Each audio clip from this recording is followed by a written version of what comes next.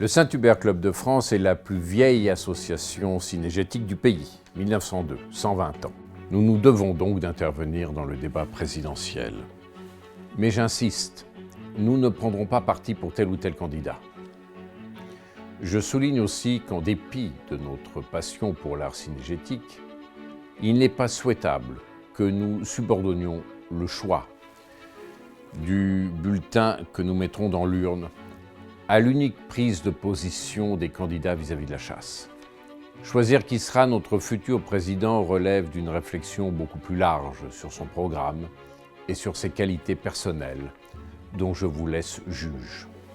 Toujours est-il que je souhaite partager avec vous quelques éléments qui devraient nous aider, en tant que chasseurs, à lire les programmes des 12 candidats. Le rapport éternel de l'homme à l'animal est-il remis en question? C'est cette première interrogation qui doit guider notre lecture des programmes de nos 12 candidats. La chasse est soumise à de nombreuses attaques, le plus souvent par des groupuscules ultra-minoritaires, mais particulièrement actifs et divers, mais que l'on peut regrouper dans le camp idéologique des animalistes, et qui, lui, comme un tout, est un groupe relativement important. Les animalistes veulent redéfinir le rapport ancestral de l'homme à l'animal. Je veux dire par là que les fourreurs, le cirque, les bouchers, les pêcheurs, l'équitation, la corrida, les gaveurs de volailles, etc., sont concernés par cette redéfinition du rapport de l'homme au vivant. Les animalistes s'opposent à ce que j'appellerais les humanistes.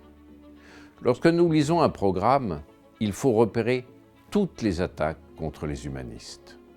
Ce sont potentiellement des attaques contre la chasse. Si une telle réflexion est à mener, il faut que face au camp animaliste, la chasse s'associe à tous les corps de métier que j'ai mentionnés auparavant. Notre front doit être uni, car eux, les animalistes, ils le sont. Et je crois que nous subirions une défaite idéologique très importante si l'animal devait acquérir un statut ontologique identique, pour ne pas dire supérieur à l'homme. Avant, c'était le point de vue de Dieu, puis ce fut le point de vue de l'homme qui domina. Dorénavant, le débat s'envisage du point de vue des animaux. Les animalistes se prennent tous pour des docteurs Doolittle. Leur raisonnement, c'est que de par ma supériorité, je sais ce que veut, pense et ressent l'animal. Du coup, je revendique pour lui un statut de supériorité à moi, homme, qui pense à sa place à lui, animal. Comment les animalistes peuvent-ils philosophiquement gérer cette contradiction?